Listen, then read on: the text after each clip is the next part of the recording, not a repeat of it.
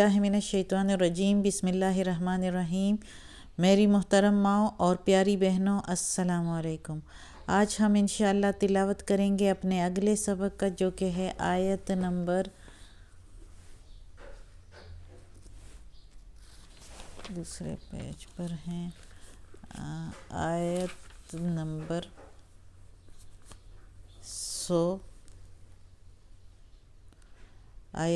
101 اور 102 انشاءاللہ اس کی تلاوت کریں گے۔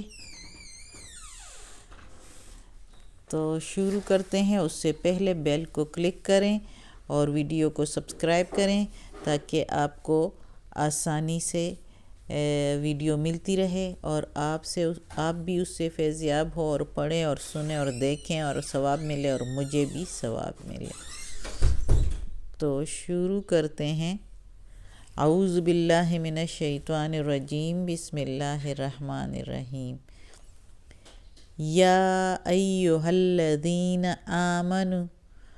یا ایہا الذین، اے جو ایمان والو، اے ایمان والو، ان یہ کہ تطیعوا، تم اطاعت کرو گے یا تم کہاں مانو گے، فریقم من الذین، فریقم من الذین، ایک فریق کی یا ایک جماعت کی یا ایک گروہ کی یا کسی کی بعضے ان میں سے جو اوت الکتاب، دی ہے ان کو کتاب، یا اہل کتاب کو، یا جن کو دی ہے کتاب، یردوکم، وہ پھیر دیں گے تم کو، بعد ایمانکم، تمہارے ایمان کے۔ اے ایمان والو، اگر تم اطاعت کرو گے یا کہاں مانو گے ایک فریق کی ان میں سے جو اہل کتاب ہیں یا جن کو کتاب دی ہوئی ہے، وہ پھیر دیں گے تم کو بعد ایمان کے تمہارے، بعد ایمان کے تمہارے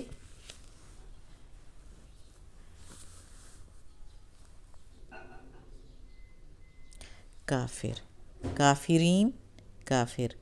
یعنی بعد ایمان کے تمہیں کافر بنانے پر مجبور کریں گے دھوکے سے۔ جس طرح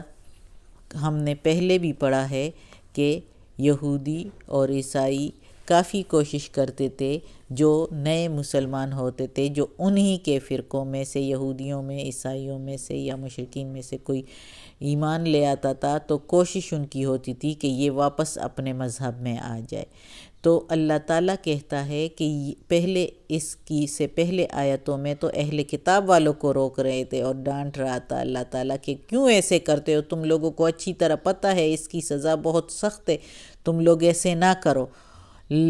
اور اب اس آیت میں اللہ تعالیٰ مسلمانوں سے خود کہہ رہا ہے کہ اے ایمان والو، تم بھی ان سے تعلق نہ رکھو، ان کے کہنے میں نہ آؤ۔ اگر ان کا کہنا مانو گے اور ان کی طرح عمل کرو گے تو تم کو وہ واپس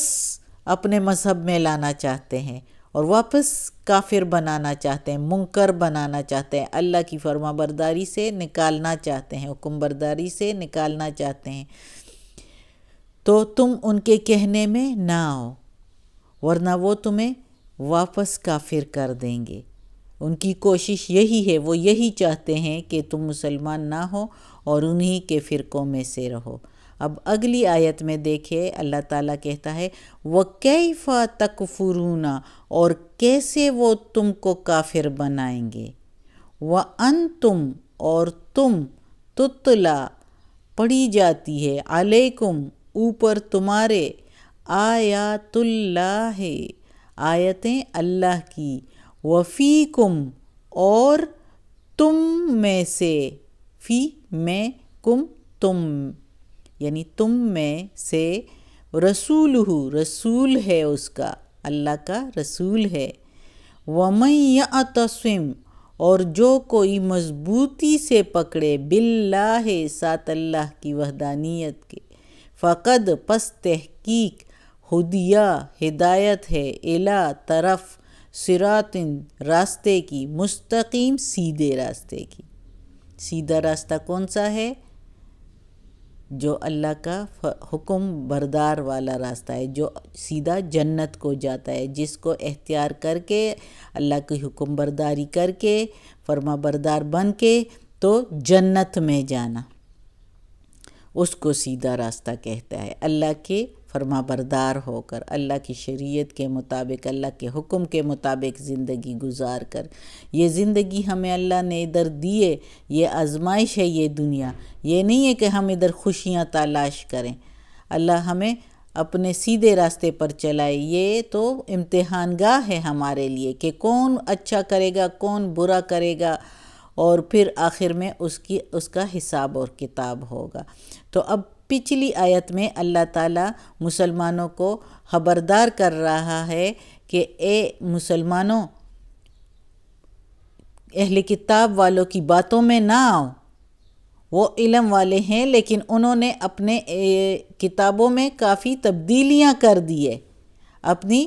غرض کے مطابق، مال اور دولت کے وصول کے لیے ان میں کافی تبدیلیاں کی ہے، اس لیے ان کی باتوں میں نہ آؤ اور ان کی اطاعت نہ کرو۔ اگر ان کی مانو گے تو تم لوگ جو ہے وہ تمہیں مرتد کر دیں گے، واپس کافر کر دیں گے۔ پھر اللہ تعالیٰ کہتا ہے اور کیسے وہ تمہیں کافر کر سکتے ہیں، اور تم پر تو پڑھی جاتی ہے اللہ کی آیتیں، تازہ بتازہ آیتیں وہی کی جاتی ہے پیغمبر علیہ السلام پر، پیغمبر محمد صلی اللہ علیہ وآلہ وسلم پر، اور وہ تم لوگوں کو سنائی جاتی ہے، اور تم میں اللہ تعالیٰ کا رسول ہے جو تم لوگوں کو اللہ کی باتیں سناتا رہتا ہے اور بیان کرتا ہے اور تم کو اللہ کی طرف توجہ دلاتا ہے، اور جو کوئی پھر اللہ کی رسی کو مضبوطی سے پکڑتا ہے تو وہی سیدھے راستے پر ہے، تحقیق وہی سیدھے راستے پر ہے، اللہ تعالیٰ کہتا ہے۔ تو تم کو وہ کیسے کافر بنا سکتے ہیں جب تم میں سے رسول ہے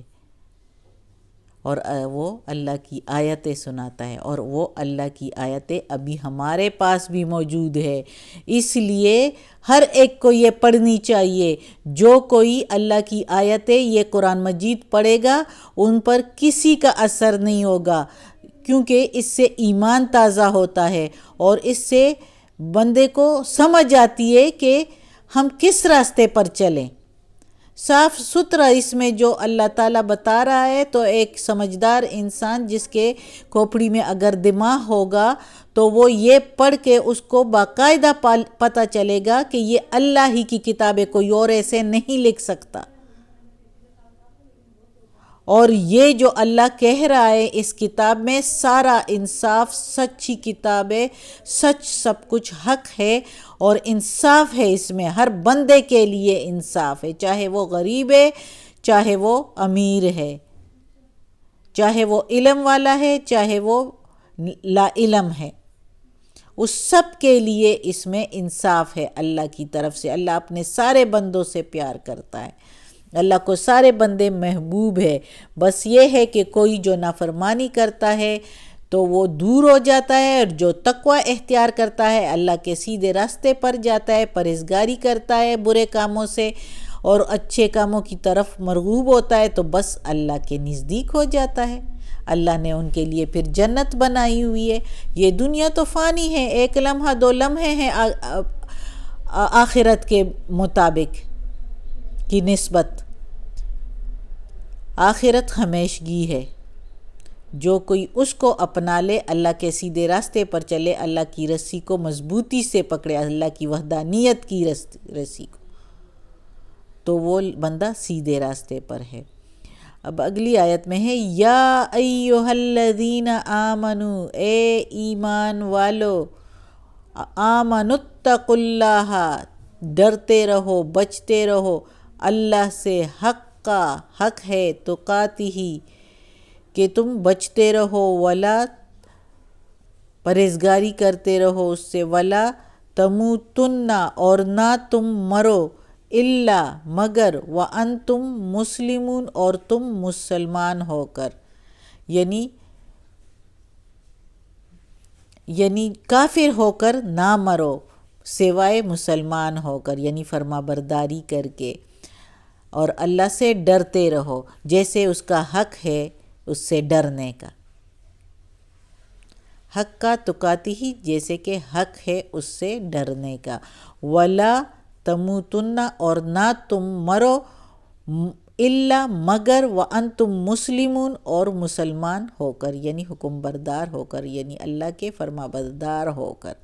آخر تک۔ یہ نہ ہو کہ پہلے تو اچھے کام کیے لیکن آخر میں کوئی بات ایسے آ جاتی ہے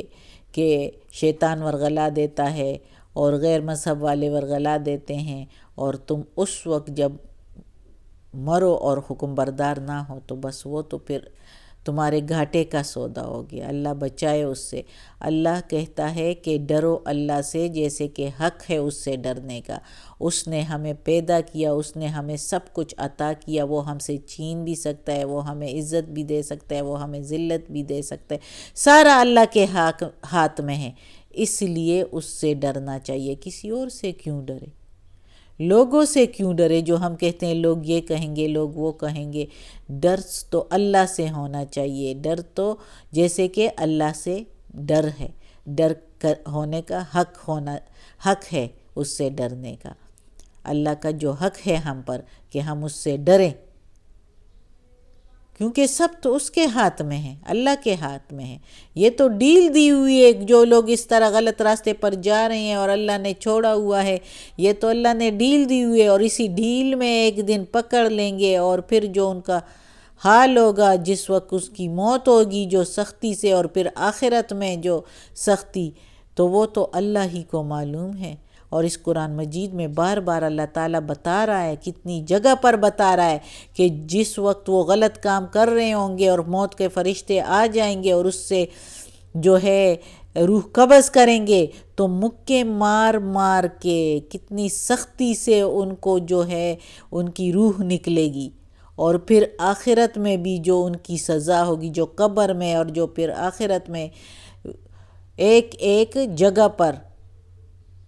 ان کی جو سزا ہوگی۔ اللہ بچائے اس سزا سے۔ اللہ ہمیں اپنے نیک بندوں میں شامل کریں، اور اللہ ان بندوں میں شامل کرے جو اللہ سے ڈرنے والے ہیں، اور اللہ ہمیں حکم بردار ہو کے ایمان پر موت لائیں۔ آمین۔ اللہ ہمیں اس قرآن مجید کا ترجمہ مکمل کرنے کی بھی توفیق دے۔ آج کا سبق ختم ہوتا ہے، اور اس پر عمل کی بھی توفیق دے۔ اللہ ہمیں، ہمارے والدین کو،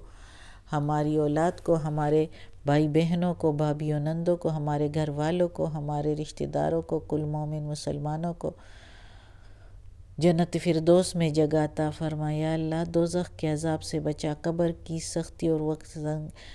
وقت نزاع کی سختی آسان فرما۔ یا اللہ ہمیں عافیت والے معاملات دے، ہمیں ہماری پریشانیاں، تکالیف اور